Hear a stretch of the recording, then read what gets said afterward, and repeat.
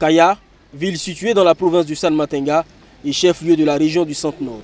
Ville paisible, elle a vu son quotidien bouleversé il y a quelques mois de cela. Des milliers de déplacés y ont trouvé refuge du fait des attaques meurtrières dans certaines localités de la région. On en compterait près de 20 000 selon les chiffres de la mairie.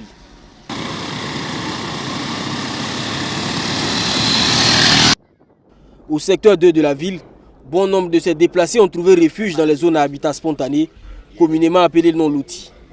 Mouni Sawadogo est l'un d'eux. La peur au ventre, ce chef de ménage a fui son village situé dans la commune de Barsalgo, à une cinquantaine de kilomètres d'ici. Je suis du village de Roucoutin. Nous avons dû partir parce que des terroristes sont venus et voulaient tous nous tuer. J'allais au marché quand ils ont fait irruption dans le village. Des gens m'ont demandé de rentrer chez moi parce qu'il y avait des tirs.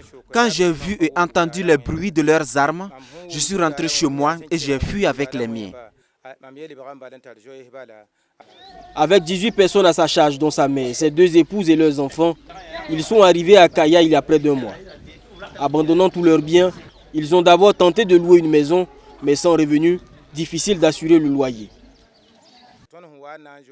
Dans notre fuite, nous voulions seulement chercher à préserver nos vies.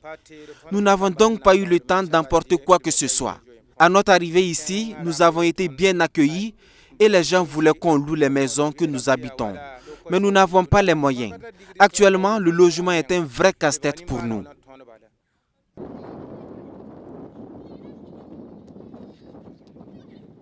La nuit tombée, c'est l'heure du repas dans cette cour du secteur 6 de la ville de Kaya. Les tout-petits, avec l'insouciance qui les caractérise, savourent en se taquinant le taux concocté par les femmes de la maisonnée.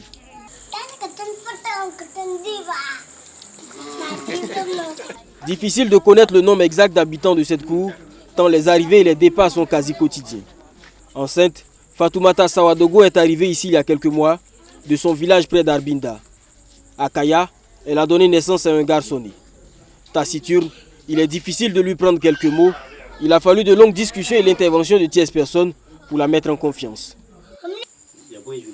Ici, c'est vraiment très difficile. J'ai fui alors que j'étais enceinte, sans pouvoir emporter quoi que ce soit.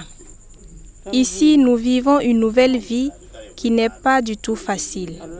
Nous avons loué les maisons que nous habitons et nous arrivons à peine à régler le loyer.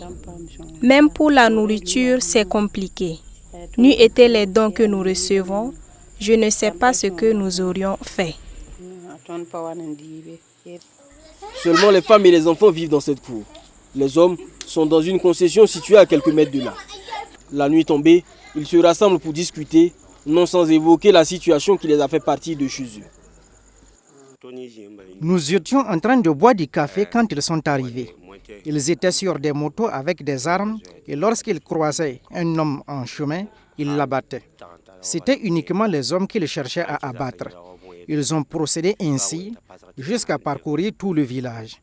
Dans notre cour, ils ont réussi à abattre quelqu'un. Cette cour qu'ils habitent appartient à un proche. Elle leur a été prêtée gracieusement depuis leur arrivée dans la ville. Libérés du poids du loyer, tout ce qu'ils gagnent en faisant quelques petits boulots est injecté dans l'alimentation. Mais le plus souvent, ils vivent des dons accordés aux personnes déplacées internes de Kaya.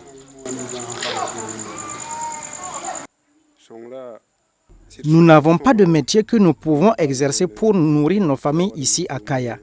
Nous ne vivons que des aides que les gens nous accordent ça et là.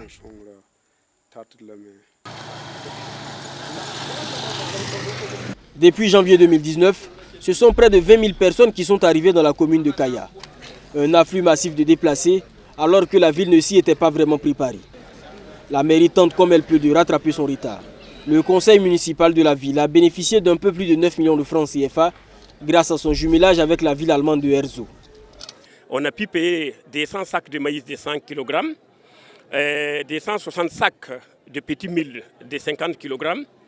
On a payé 120 sacs de riz de 25 kg avec des cartons de sardines et puis de l'huile. Donc tout ça au bonheur, au bénéfice maintenant de nos déplacés internes. Avec l'aide du CODESUR, le comité départemental de secours d'urgence et de réhabilitation, ces vies vont être équitablement réparties entre les personnes déplacées. la situation devient de plus en plus inquiétante.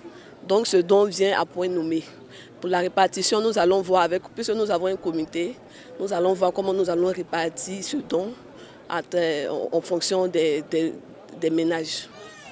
Ce sont exactement 19 521 déplacés qui ont été répertoriés à la date du 18 juillet. Tous partagent le même sort, sans forcément se connaître. Partis de chez eux sous la contrainte, fuyant les crépitements des armes pour trouver refuge à Kaya. Une nouvelle vie s'ouvre à eux, une vie d'incertitude et de manque, pas de champs pour cultiver et espérer des récoltes. Une vie à laquelle ils doivent désormais s'adapter sans savoir jusqu'à quand.